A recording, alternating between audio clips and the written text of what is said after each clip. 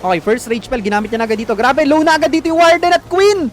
Ano nangyari? Hindi niya napansin. Na-force yung ability dito ni Grand Warden. Si Kazuma dito ay merong Fireball Super Witches. Mukhang ito yung paboritong strat ngayon ni Kazuma. Mukhang madalas niya gamitin to. So mukhang healers na naman ang babanatan ng Guardian, sir. Ayan na nga. Healers yung tinatarget ng Guardian.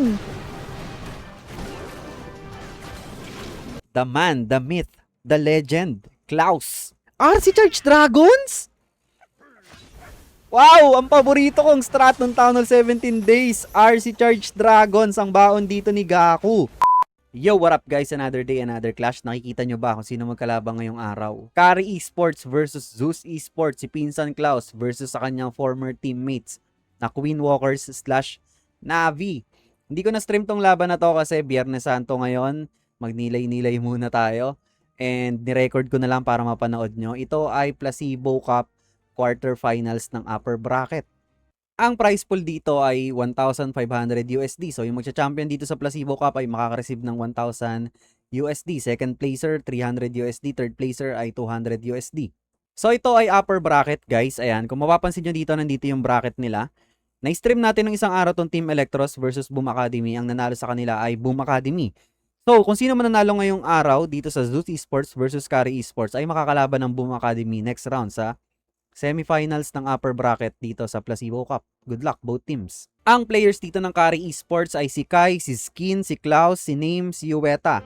Sa Zeus Esports naman si Star, si Yata, Ryuta, Gaku, and Kazuma. Exciting. Excited na ako kung ano ipapamalas ng mga bawat players dito. Both teams. Alright, mag-i-start na tayo. First attacker dito ang Kari Esports. So, tignan natin kung sino ang unang attacker nila. Defender muna ang Zeus Esports. Uy, grabe! Bakit wala pang umaatak sa Kari Esports dito? 36 minutes na. May violation na agad sila dito.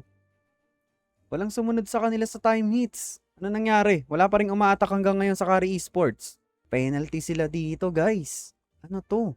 Wala pang umaatak. Dapat between 37:30 and 36:30, meron nang umatak sa kanila. Pero wala pa rin umaatak dito sa Kari Esports. Ala ka. Okay, eto na si Kai. Sobrang late na nito. May penalty sila dito. Eto na si Kai. Meron siya ditong Fireball Rocket Balloons. Okay, nice. Okay, nag-start siya dito ng Flame Flinger sa may left side. Si King ay naka Earthquake Boot, Spiky Ball. Si Queen, Magic Mirror Action Figure. Si Warden, Fireball Rage Gem. Okay, triple invis. Nako, nagkamali pa siya dito ng invis, sir. Hindi niya nasama dito yung Multi-Arch Tower. So, yung kalahati lang nung compartment, yung nakuha ng fireball niya. Okay, bad start to para sa Kari Esports. Meron silang violation dito since hindi sila umatak sa tamang oras. -1 star na agad sila dito, guys. Okay, yung Flame Flinger dito okay naman sa may bandang kaliwa. Si Dragon Duke ang gamit niya dito, naka Fire Heart Stun Blaster. Good luck para kay Kai. So, tignan natin. Ganda pa naman ang value ng fireball sana dito. Hindi na sana niya po magiging problema yan. Pero sige, tignan natin kung paano yung recovery niya dito. Fireball Rocket Balloons sa mundo ng mga throwers. Okay. Grabe, max level na ata yung lava launcher ni Gaku dito. Sheesh! Max level na nga to. Okay, ano na nangyayari? Couple of rocket balloons sa may bandang ilalim. 3 piraso na lang agad yung rocket balloons dito ni Kai. Okay, ito na yung kanyang Archer Queen with Barbarian King sa may 6 o'clock. Zoom out natin. So, nasa opposite side si Warden dito. Nasa kabilang parte ng mapa. Okay, Skeleton Spell pang distract sa Ricochet Cannon. Maganda yung value ng Flame Flinger dito. Kaya lang, okay, papasok na siya sa range ng X-Bow. Si Warden, okay lang naman siya dyan. Tingin ko. Okay. Triple Yetis yung laman ng Flame Flinger niya sa may left side. Okay, ni-recall out niya si Warden sa may taas. Nilipat niya dito sa may left side. So, iniwas niya dito sa may Fire Spitter. Okay, ito na si Dragon Duke sa may left side. Nagpop na siya dito ng Earthquake Boot, Spiky Ball. Si Queen ay meron pa namang ability. Ano yun? Nagpop siya dito ng Stun Blaster. Multi-Arch Tower lang yung tinamaan. Medyo sloppy. Medyo sloppy si Kai ngayong araw, sir. Okay, meron pa siya ditong Rage Spell and Poison Spell. Si Queen nategi na. Nako, medyo mababang percentage to para sa Kari Esports. Si Warden na lang yung matitira dito with Rage Spell and Poison Spell and Minions. So since meron silang penalty dito, may 1 star pa sila. So parang pwede nating consider na 1 star tong attack nila, yung first attack nila. Ano kaya nangyari? Baka miscommunication. Hindi sila nakapag-usap kung sino yung first attacker nila. Anyways, nice try lang para kay Kai. 20 seconds remaining. Makakakuha pa naman siya dito ng extra percentage. Boy pa naman si Warden. So, mga... ilan to? Ayun na, may umatak na sa kabila. Kakapusin naman si Kai dito. So, silipin na natin. Kasi nga yung oras ay hindi tutugma. Okay, eto na. Panoorin natin. First attacker dito ng Zeus Esports ay si Ryuta. Meron siya ditong Mass Throwers and Mass Totem Spells. Okay, nag-search siya dito ng Dragon Duke sa may right side with Totem Spells. Si Dragon Duke ay naka-Fireheart Stun Blaster. King, Snake Bracelet, Spiky Ball, si Queen Magic, Mirror Action Figure, and then si Warden, Life Gem, Rage Gem. Okay. Wow. Beautiful Stun Blaster. Na-activate din dito yung Tornado Trap. Pati yung Rage Spell Tower. Okay, maganda yan. Pre-activated na dito yung Rage Spell Tower sa may bandang gitna. So by the time na nandun na yung mga throwers niya, walang Rage Spell Tower na mag-a-activate. Okay. Eto na, Log Launcher yung gamit niyang Siege Machine. Si Queen para mag-counter funnel sa may bandang kaliwa kasama si King. Okay. Quake Spell. Ginamit niya sa pinaka-core. Okay, mabubutas ng Log Launcher dito yung walls papuntang gitna. Meron siyang Skeleton Spell dito pang distract ng Monolith. Kaya lang yung poison spell niya dito ay ginamit niya sa multiple headhunters instead na sa furnace. Okay. Overgrowth spell sa may upper part. Andito na yung mga throwers niya sa may bandang gitna. Si King ay meron pang Spiky Ball. Okay, nagamit niya yung Spiky Ball dito. Si Queen meron pang ability. Ginamit niya na yung revive spell dito kay Dragon Duke sa may right side. Meron pa siya dito 2 totem spells and 1 inv. Nagpop na rin pala siya dito ng ability ni Queen. Kaya lang yung Queen niya pala ay namatay. Yung original. Hindi. Sorry, ito pala. Buhay pa pala. Nakapatong pala yung clone. Hindi ko napansin. Mukha kasing 2 piraso lang eh. Pero buhay pa yung kanyang original Queen dito. Si Dragon Duke, healthy. Almost full health siya sa may right side. Nag-invest siya dito ng totem spell para ma-distract yung air defense. Meron pa siyang isang invis spell dito. Marami pa siyang thrower sa may bandang gitna. Good thing maganda yung pwesto dito ni Grand Warden, guys. Hindi nagpo-front. Mukhang mabait yung Grand Warden ngayon. Hindi siya nagpi-feeling Ice Golem. Yung Queen ay nagbabasag ng wall sa may left side. Teka lang, ano nangyari dito? Mamamatay na ata yung kanyang Dragon Duke. Hindi pa. Distracted dito yung Super Wizard Tower. Ayun na, tinutukan na si Dragon Duke. Okay, namatay na yung kanyang Dragon Duke. Pero mahaba pa yung oras dito ni Ryuta. At masesecure dito ng Zeus Esports ang first 3-star of the match. Grabe, sir. Ganda. Nice hit from Ryuta. Using Mass Throwers and Totem Spells. Hindi nakadepensa dito si Skin. Nice hit. Grabe, sir. Good start para sa Zeus Esports. Nice hit from Ryuta. Ayun nga, hindi ko alam kung bakit sobrang late na umatak nung Kari Esport. Baka miscommunication yung nangyari. So may penalty sila dyan. Sure ako, -1 star yan. Kasi kailangan nilang umatak between 37:30 and 36:30. Unless hindi sila i-report ng kalaban. Unless hindi sila i-report ng Zeus Esports. Kumbaga makakount lang yung penalty or yung violation ng kalaban mo pag ni-report ng opponent. Ganun siya, guys. Hindi siya parang na-detect ng automatic ng bot. Eto na, second attacker si Ueta from Kari Esports. Good luck. Defender si Stars. Meron siya ditong Super Bowler Smash. Nice. Okay, sino to? Si Grand Warden ay naka Eternal Tomb Rage Gem. Si Dragon Duke, Fireheart Stun Blaster. Si King, Earthquake Boot, Spiky Ball. And then si Queen, Magic Mirror Action Figure. Okay.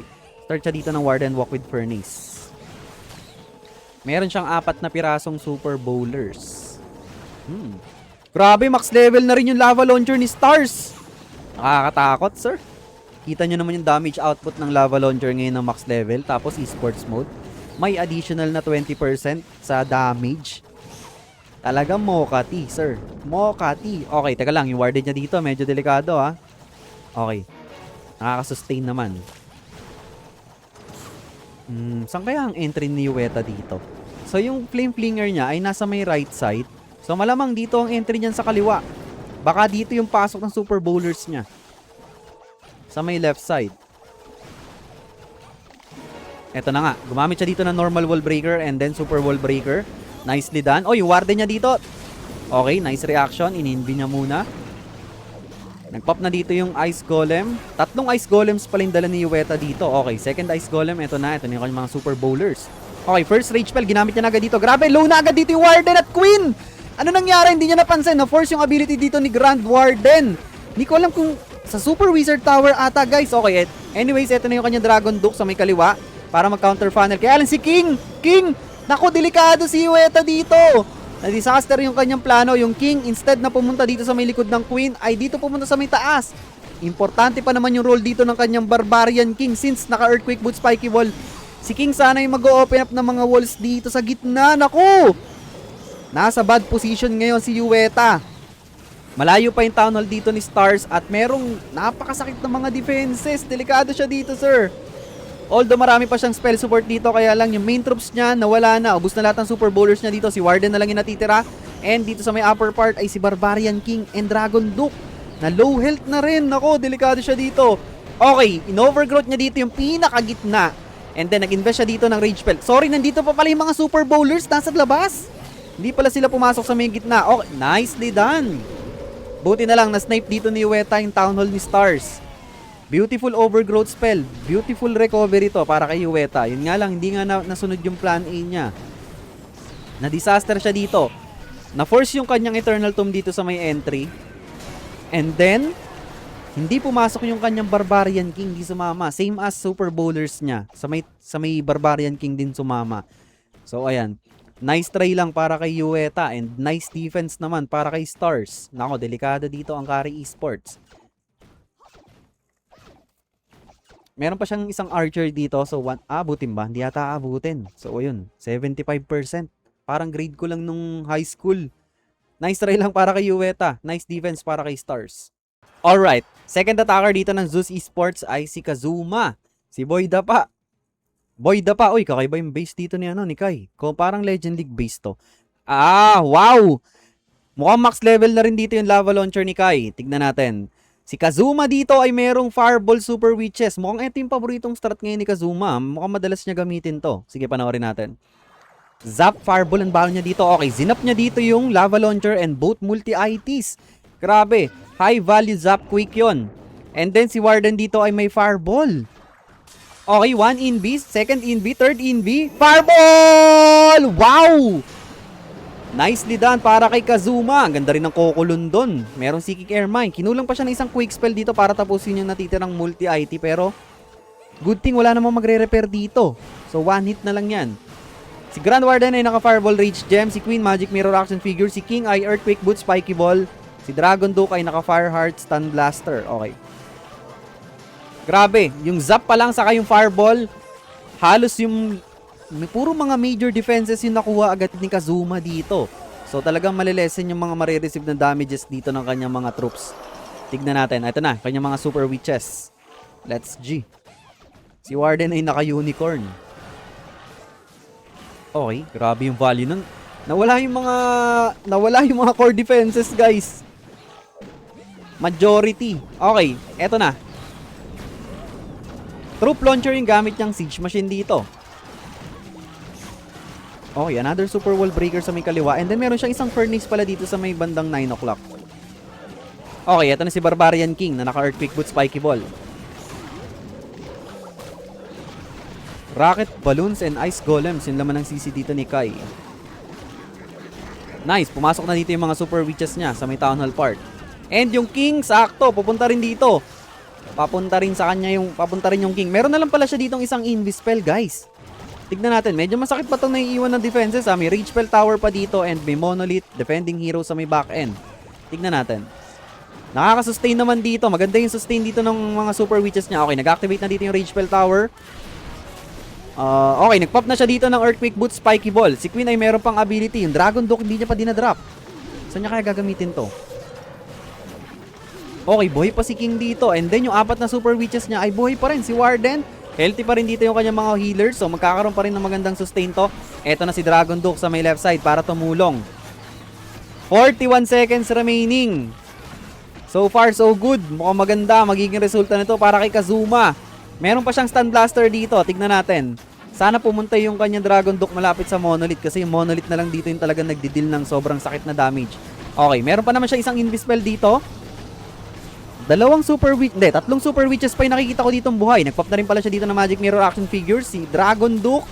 Ay, pwede na mag-pop dito ng Stun Blaster. Hindi pa. Okay, pwede na dito. Ayun na nga. Nawasak na dito yung Monolith. Kaya lang yung oras ang kalaban ni Kazuma dito. 8, 7, 6, 5, 4. Grabe, time failed.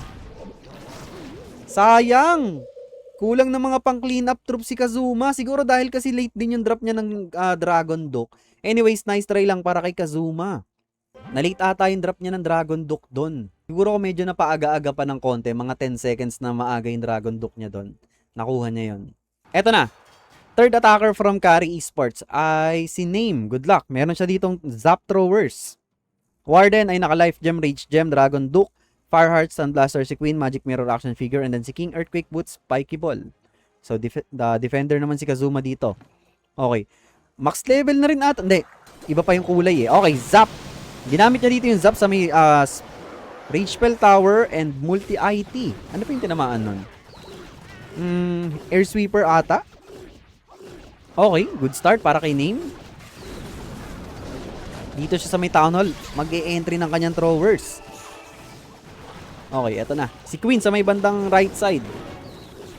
Para mag-counter funnel. Hindi ko alam kung max level na yung lava launcher ni Kazuma. Or parang may kulang pang isang level ata. Pero grabe, nakakatakot na rin. Oh, ino, layo. Binabato yung skeleton spell. Skeletons. Okay, si King ay kasama dito ng Queen sa may bandang upper right side. Okay.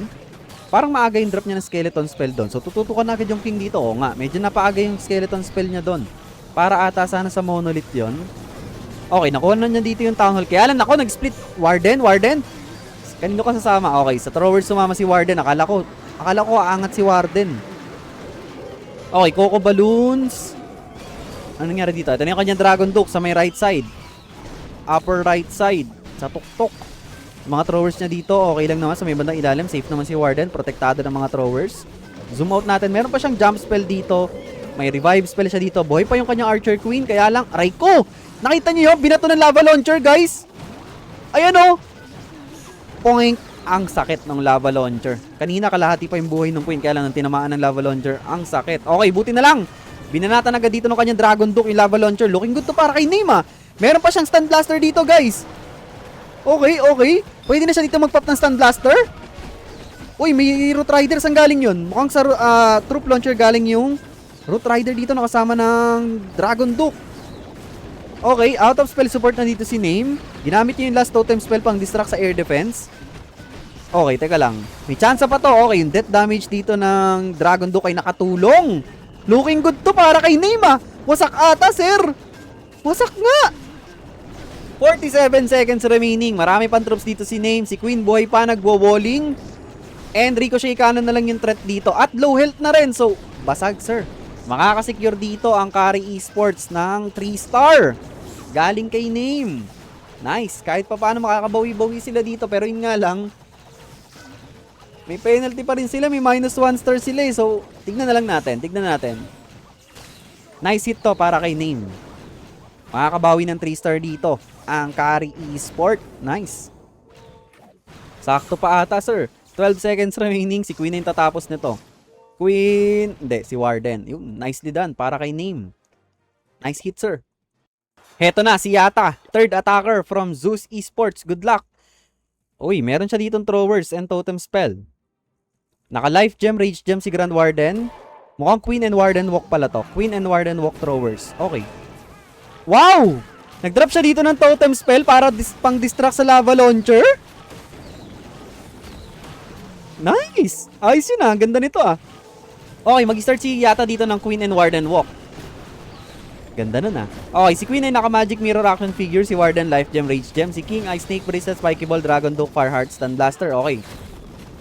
Nice. Good start para kay Yata. So, na-snipe niya na rin dito agad yung lava launcher. Okay. Uy! Yung healers dito. Muntikan na, sir. Natamaan ng 2 beses dito ng Guardian, yung healers niya. Pero okay. Good start para kay Yata. Ito na kanyang mga throwers. Muntikan na, sir. Muntikan na mga healers dito. Grabe, dami ng spectators, guys. Kita nyo, 24. 24 tapos 5 sa kabila. Okay, Baby Dragon pang counter funnel. Ito na, recall back sa kanyang Queen and Warden.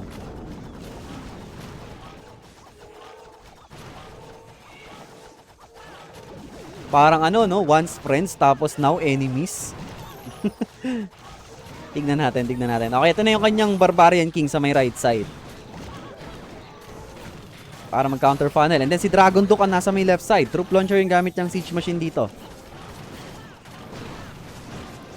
Kawawa din yung Dragon Duke, oh. Sobrang bagal dahil kay Frosty. Uy, multiple headhunters! Okay, pinoison niya dito yung mga headhunters and then nag-invest na rin siya ng Invis-spell para sigurado. Kasi minsan kahit investan mo ng poison spell yung mga multiple headhunters, pag may nakalusot doon talaga at nagsabay-sabay tumira sa hero mo, pwedeng ma-burst talaga. Okay, nag-pop na siya dito ng Stun Blaster sa may left side kay Dragon Duke and then Overgrowth spell sa may Monolith. Okay, okay. Charlotte. Aba, nagpapapansin pa si Charlotte. Nagre-record ako dito. Baba ka muna, Charlotte. Okay. Si Queen ay meron pa ditong Magic Mirror action figure. Nag-activate na yung Phoenix dito ni Dragon Duke. Okay, ginamit niya yung revive spell kay... Kanino niya ginamit? Namatay pa yung Grand Warden dito ni Yata. Ginamit niya yung revive spell dito eh. Kaya lang, delikado yung pwesto ng Warden dito. Nasa may tapat ng Monolith, sir! Eto na, next na yan! Ayun na nga, sabi ko na eh. Mamamatay dito yung Grand Warden ni Yata. At... namatay na rin yung kanyang Dragon Duke sa may left side. Mukhang kay Grand Warden niya ginamit dito yung... revive spell kanina. Kaya ata ng Queen and Throwers to, yung bandang taas. Ang problema, eto, may Fire Spitter dito, saka X-Bow and Elixir Storage na mukhang hindi niya maaabot, guys. Time failed ata to para kay Yata. Meron siyang enough na firepower dito para ma-3-star yung base ni Yueta. Kaya lang wala na siyang oras, guys. Eto, may 3 buildings pa dito sa may bandang ilalim. Nice try lang para kay Yata. And nice defense naman para kay Yueta. Enti lang, sir. As of the moment, meron silang tig-3 attacks dito. Same stars, pero lamang ang Zeus Esports dito in terms of percentage. So, makakount lang naman yung violation or yung penalty dito ng Kari Esports. Ng Kari Esports kung ire-report sila ng Zeus Esports dun sa late attack nila. Pero kung hindi sila i-report ng Zeus Esports dito, same stars lang sila. So, lamang lang ng percentage dito ang Zeus Esports. Eto na. Fourth attacker from Kari Esports ay si Skin. Good luck. Meron siya ditong Mass Dragon Riders. Wow. Mass Dragon Riders. Si Dragon Duke ay naka-Fire Heart, Stun Blaster. Si RC ay Rocket Spear, Seeking Shield. Grand Warden, Eternal Tomb, Healing Tomb. And then si Minion Prince ay naka-Meteor Staff and Dark Orb. Okay, nag-start siya dito ng Flame Flinger and Rocket Spear, Seeking Shield kay RC. Okay, nag-drop siya dito ng Skeleton Spell pang distract sa Dragon Duke. Okay.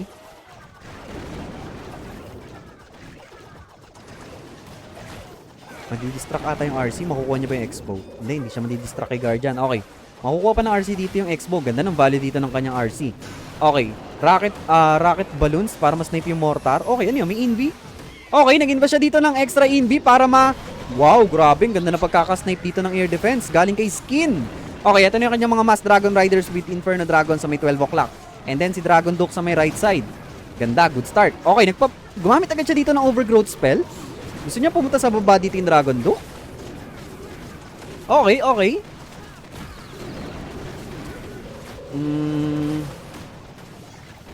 Okay. Mukhang ayos din yun para siguro ma-preserve dito yung Stun Blaster ni Dragon Duke. So by the time nandito na yung Dragon Duke, pwede na siyang mag-pop dito ng Stun Blaster. Nicely done. Ang ganda ng timing dito ni Skin. Okay, nasa may Town Hall part na rin dito yung kanyang mga Dragon Riders and then nag-pop na siya dito ng Eternal Tomb, Healing Tomb kay Grand Warden.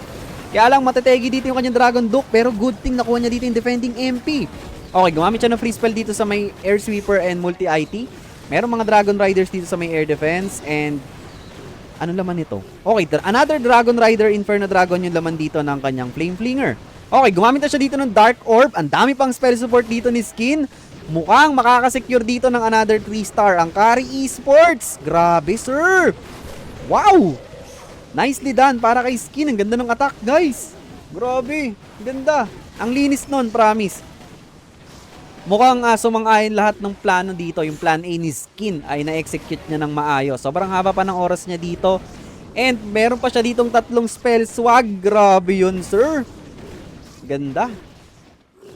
Well executed. Nice plan to para kay Skin. Makakasecure ng another 3-star dito ang Kari Esports. Wow. Ang ganda ng laban, guys.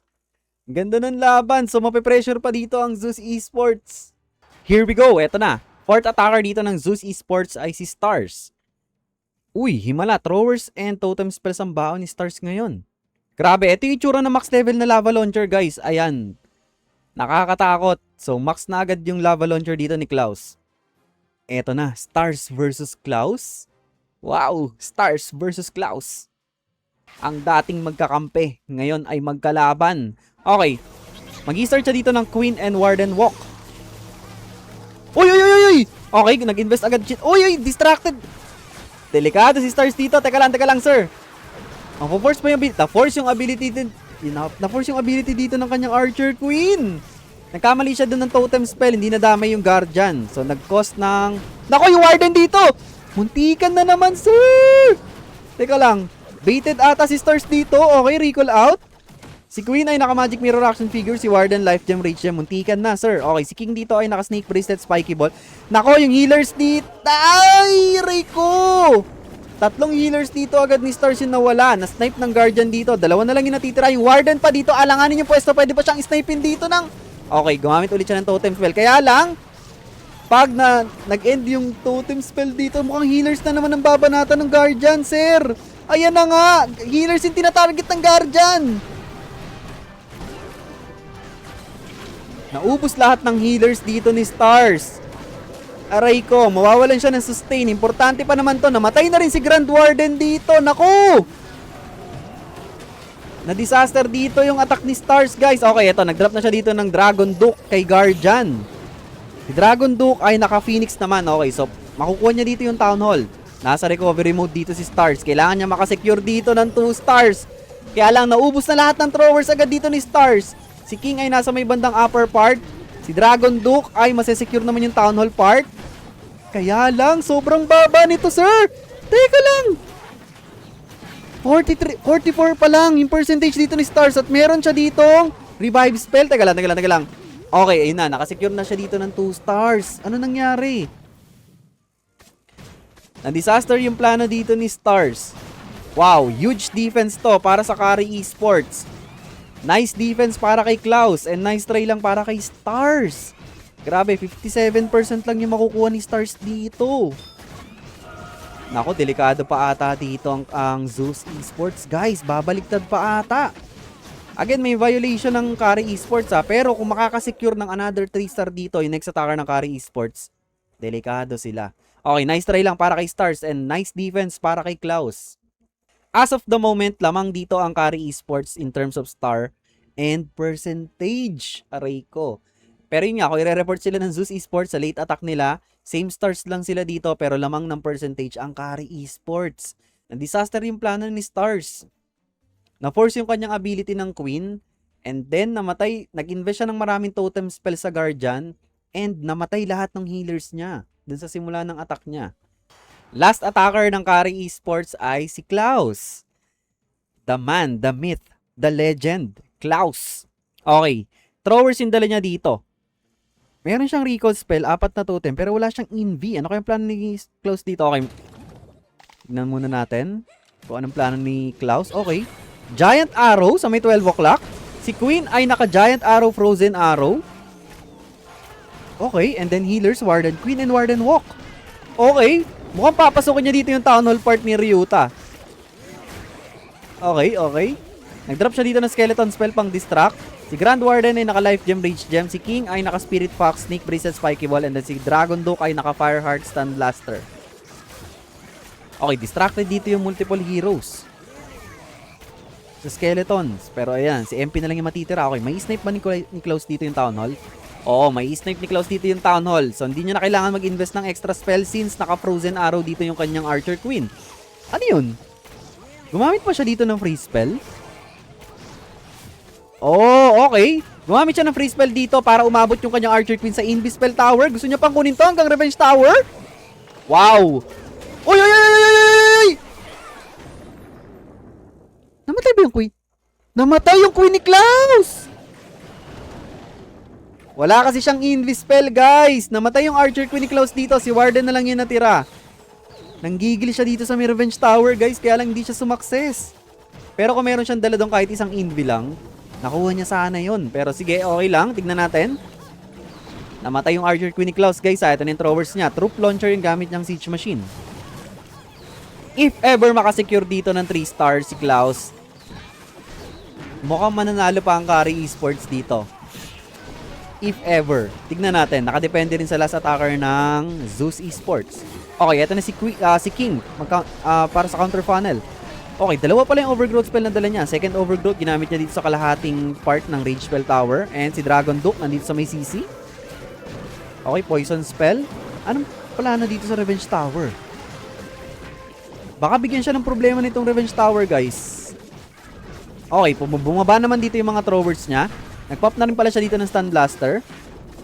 Si King ay meron pang Spiky Ball, kaya lang nagwo-walling. Nagwo-walling yung Barbarian King. Okay, free spell sa multi-IT. Nagpop na siya dito ng Spiky Ball. Meron pa siya dito ng 3 totem spell. Si Warden ay nategi na. Uy, naka-Phoenix yung Grand Warden niya. Wow. Nice. Naka-Phoenix yung kanyang Grand Warden. So, nagbigay pa ng extra seconds. Nakapagbigay pa ng life and rage aura ng couple of seconds. Okay. Meron pa siya dito isang totem spell. Si Dragon Duke buhay pa naman. Kaya lang, mukhang kakapusin si Klaus dito, guys. 15 seconds remaining. Nako, eto. Yung hindi niya nakuha kaninang Revenge Tower ang magbibigay ng problema sa kanya. Grabe. 6 seconds remaining. Oo nga. Sayang, sir. 97% para kay Klaus. Nice try lang. Nice defense para kay Ryuta. Ganda ng plano ni Klaus. Kaya lang, yun nga, namatay yung kanyang Archer Queen. Kung nabuhay sana yung Archer Queen niya doon, malamang 3-star kay Klaus yan. So, ayan. Tignan natin. 69, 90%, 69, 79, 89. 89. So, kahit maka 3-star dito ang Zeus Esports, lamang ng percentage ang Kari Esports, guys. Unless, ire-report nila ang Kari Esports dito sa late attack. So, may magkakaroon ng 1-star, minus 1-star ang Kari Esports. Tignan natin. Okay, good luck para kay Gaku. Eto na. Last attacker from Zeus Esports. Wow, meron siya ditong Mass Dragons. RC Charge Dragons? Wow, ang paborito kong strat ng Town Hall 17 Days. RC Charge Dragons ang baon dito ni Gaku. Tignan natin kung anong plano niya dito. Wow, ngayon ko na lang ulit nakitang may gagamit ng RC Charge Dragons, guys. Sa tagal-tagal na nang walang gumagamit nito. Okay. Si RC ay naka-Haste Vial, Electro Boots. Dragon Duke, Fireheart, Stun Blaster. Si MP ay naka-Meteor Staff, Dark Orb. And then si Grand Warden ay naka-Eternal Tomb, Healing Tomb. Okay, nagpop na siya dito ng Haste Vial kay RC. Okay, marami pa siyang Invi dito. 4 pa. Ganda ng pwesto dito ng kanyang RC. Okay, makukuha niya dito yung Revenge Tower and yung Lava Launcher. Max level yung Lava Launcher ni name dito. Okay, meron pa siyang 3 Invis dito. Grabe.